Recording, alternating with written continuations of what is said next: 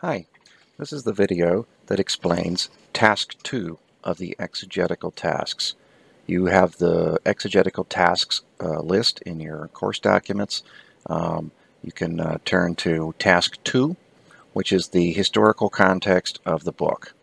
And the instructions are about 2 pages roughly, going on a little bit to the third, and finishing with a couple of paragraphs. But I'm going to switch to the PowerPoint version of explaining this. You can follow along in your Exegetical Tasks packet.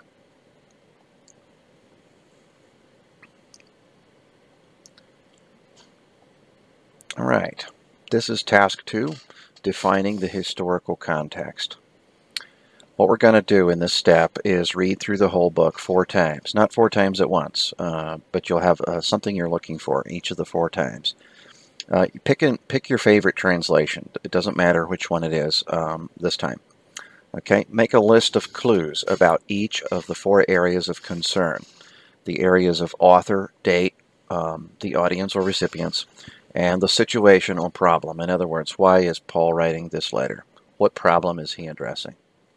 So the first time you read through, find all the clues about who the author is. Anything that describes the author. You make a list and put the verse number where you found it. Same thing with the date. When is this letter being written? Any clues at all, even if they're generic or vague. You get them down in the verse number. Same thing with the next 2. Who are the readers and why is Paul writing the letter? Any clue at all, even if it seems a little bit stretched. Get all the clues down, because this is going to compile all of the internal evidence to these kind of things. We're going to be comparing this later with external evidence, but you want to have a good list of the internal evidence first. All right, for each clue, write down the reference and a brief summary of what you found. For each area of concern, draft a paragraph. In other words, when you're all done with all the author clues, you want to write a paragraph, a short paragraph that explains everything that you found about the author. You'll be doing that with the date, do that with the recipients, do that with the situation. So you'll end up with 4 paragraphs. All right. The next thing that you'll do is take notes from at least 2 sources regarding each of the 4 areas of concern. And excellent sources to use would be Bible dictionaries, or that large volume we talked about in the syllabus overview, the Dictionary of Paul and His Letters. These are great places to look at, but you can also find an article on the authorship of Galatians, or an article on the recipients, and so forth. And the goal here is to just use 2 sources and take a few notes of what those sources say. And we'll count this as external evidence, especially if they deal with something that's not actually in the text of Galatians. All right, you could use a general New Testament survey. That would be one type of resource. Introduction section of any commentary on Galatians may have some external evidence. All right, these will add to what you discovered in your search through the book. Both are important. Your own search through the book for the internal evidence, and your search through outside sources for the external evidence. You did the internal analysis yourself. The scholars you read provided information from various sciences, whether it's the science of historiography or something else like archaeology and so forth. And these compile the external analysis. Good English-based sources for the above include surveys. We mentioned a New Testament survey. The one by Yarbrough and Elwell is good. Gundry also has a good one. Commentaries, you could use any of the ones in our bibliography. I'm suggesting some other ones here that are valuable. In Tyndale New Testament Commentary, IVP, New Century Bible, New International Critical. These were ones I left off the bibliography, but they're useful for this step. And that you may have decided to use one of these for your second commentary anyway, and that's also fine. New Expositors, Bible Commentary. There's some good Greek-based resources as well that you might look at for this step. New Testament introductions such as the Carson, Moo, and Morris, Wenham, Walton, Marshall, Travis, and Paul. Those are good New Testament introductions. They'll have a lot of information. And then some Greek commentaries, including the one that we're using as the main text. That could have be your resource here, Baker Exegetical. And then we have some others that were in the bibliography already. Okay? After gleaning info from these two sources, add this info to your 4 summary paragraphs of the author, date, recipients, and situation. So then your paragraphs will combine internal and external evidence. That's the idea. Use this introductory material later. You're going to use it later to highlight different points in your chosen biblical paragraph. These are things to build from later. All right, here's an example from 1 Thessalonians. And by the way, our examples for this class are all going to be coming from 1 Thessalonians. Reason that this one is selected is it's usually not the course for an exegesis class. Those tend to be James, Ephesians, and Galatians. So this one can be useful that way for any course you might take in exegesis. I suppose you could have a 1 Thessalonians exegesis class, but I've not seen one like that typically. All right, so an author, and this is internal evidence from 1 Thessalonians for the author. In verse 1, Paul's name and people who are with him, Silas and Timothy. And then learned gospel from Paul. So Paul's name is mentioned again there. Paul has lived among them. So not only is he Paul, but he's someone who lived with them. That's an important thing to develop for the author. He had a successful visit with them in the past. So he's not writing from the position of somebody who was not successful and wanted to re-establish connections. All right? He suffered in Philippi. So this author is a suffering person. He's already suffered something prior to writing this letter. And then Paul told them the gospel with pure motives. He desires to please God, not men, and Paul is an apostle. Paul loves them. These are all things about the author. All right? Paul works. He's not a lazy guy. All right? Paul was driven out by the Jews. He's also been persecuted. Despite the desire to visit them often, Paul is stopped often by Satan, or he has been stopped by Satan. All right? Paul was in Athens alone. Paul sent Timothy to encourage them. Timothy has returned to give his report from Paul. So Paul is a sender of people and a receiver of people. He's taking reports. That gives us some kind of sense of the author here. Now, here's some verses that deal with date. Paul and Silas and Timothy are together. We don't know what date it is, but we know this is a point when all three are in the same spot. And that's helpful for dating purposes. Okay? The letter was written after visiting them, so it has to be after his visit to the Thessalonica region. Letter written after the news spread of their becoming Christians. So not only has he visited them, but a fame report was spread out of the region saying someone's become a Christian here, and that's reached him. So all of this has to transpire before he's writing this letter. This helps us date the letter. He visited them after being in Philippi. So when we're trying to locate the date, it's got to occur after a visit to Philippi, not before his first visit. All right? Letter written after persecution in Judea. This also helps because we have to have time for Paul to have been in Philippi and then also get persecuted in Jerusalem. All right? Torn away from them prematurely. In other words, he had to rush off. This is just an example of the date. So this would be a little after being rushed out of Thessalonica. It could be a while after, but it's not before. So sometimes these dating elements will give you clues to narrow down your date range. They won't necessarily precisely date it for you, any one fact.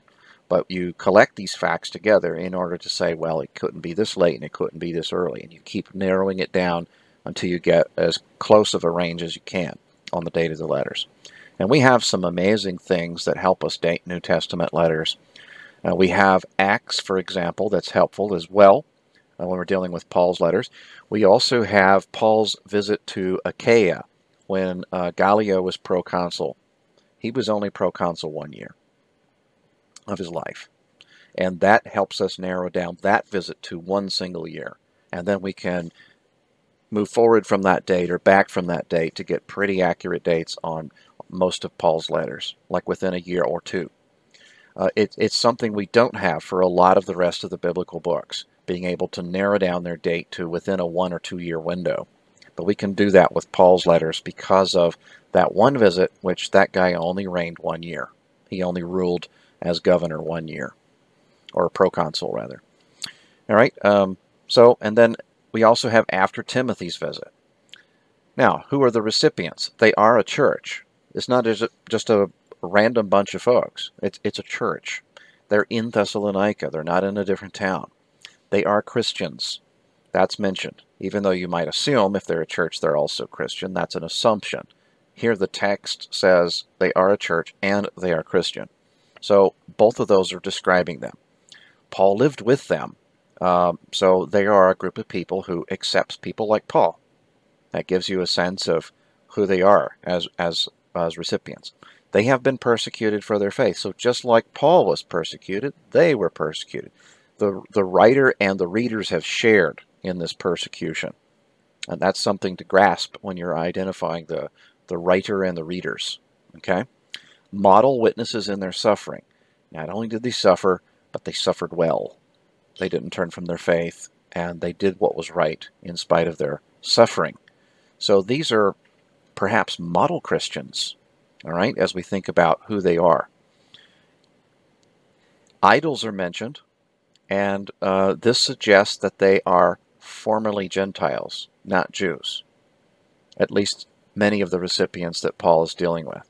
And this is a big concern with the idea of who became a Christian in Thessalonica. Because if you recall, Paul got ran out of the synagogue there, but a church got started there anyway. Not in the synagogue, but somewhere else, probably in somebody's house. That is usually our clue, that the church grows from a Gentile base rather than a Jewish base. In some cities, they start with the Jewish synagogue, like Corinth, for example. The head ruler of the synagogue accepted Christ, not in Thessalonica. They chased Paul out. So the verse here that mentions idols suggests that they were not Jews, because the Jews hadn't had idols in years, okay, centuries. They would not have had idols. They would have abhorred the idols. So if idols are part of the context, former idols, then these are really Gentiles. And all right, recipients. They are a people of God, and that's also a code word for Gentiles many times in the New Testament or in Jewish writings. Those who love God. They're not called proselytes to Judaism if they're called those who are of God or love God. Paul trusts them. That's another thing we find in verse 8. In other words, they're trustworthy. They have suffered. Again, we saw that already in the earlier verse, but now we see it again. We also see another verse saying that they are Christians. So it's in there twice. Paul is proud of them. They feel close to Paul. Something, though, is still lacking in their faith. And this is where we get a little hint into who they are, and also a cross hint into why Paul's writing the letter. Okay, that particular verse supports two different ones of your paragraphs here. All right, situation. And there's a little clue here how to develop the situation up in the header.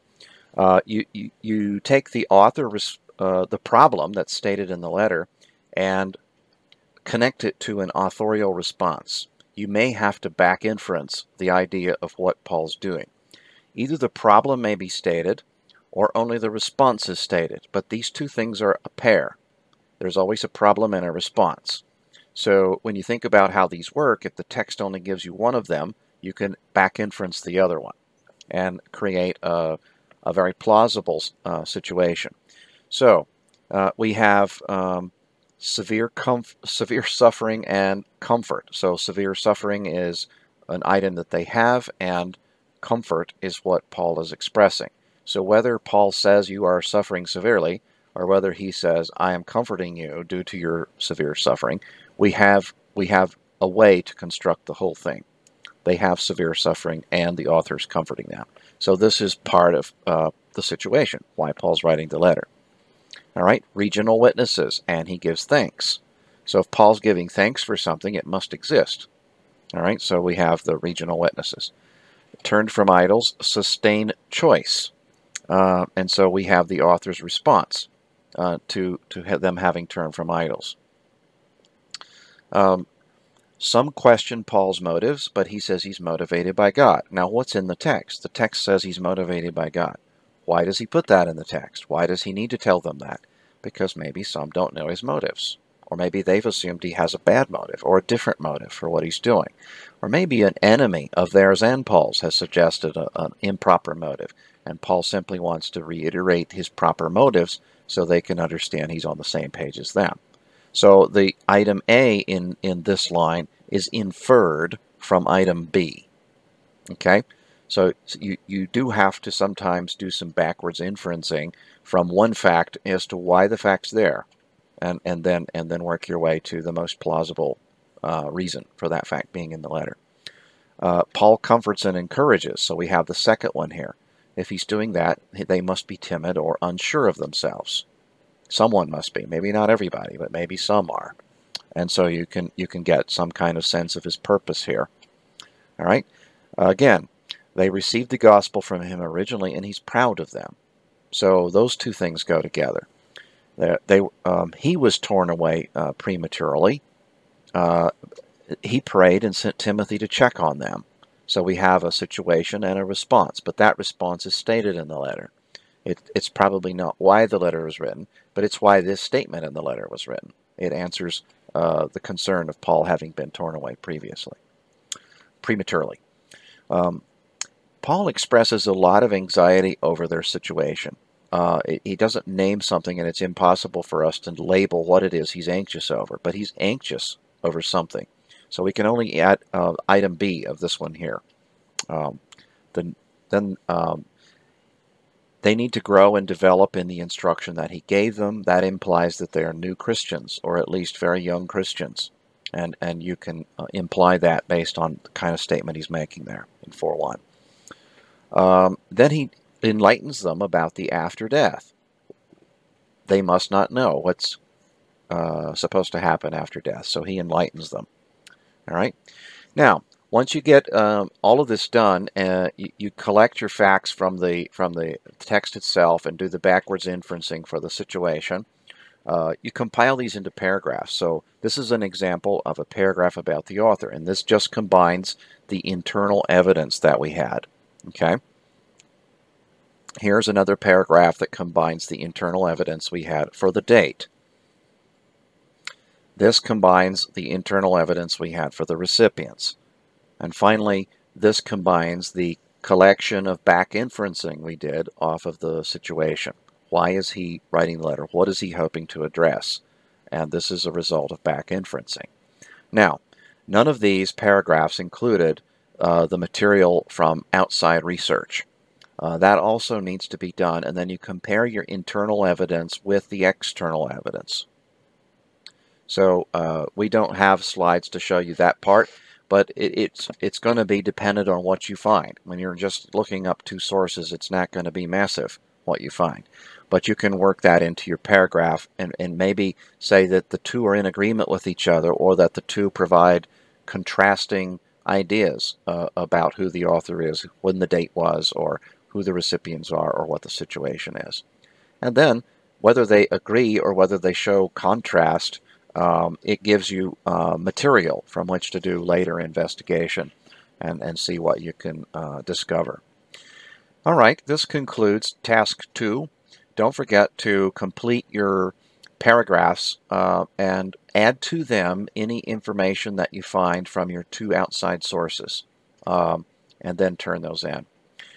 And thank you. This concludes the video, and be looking for the next video for task 3.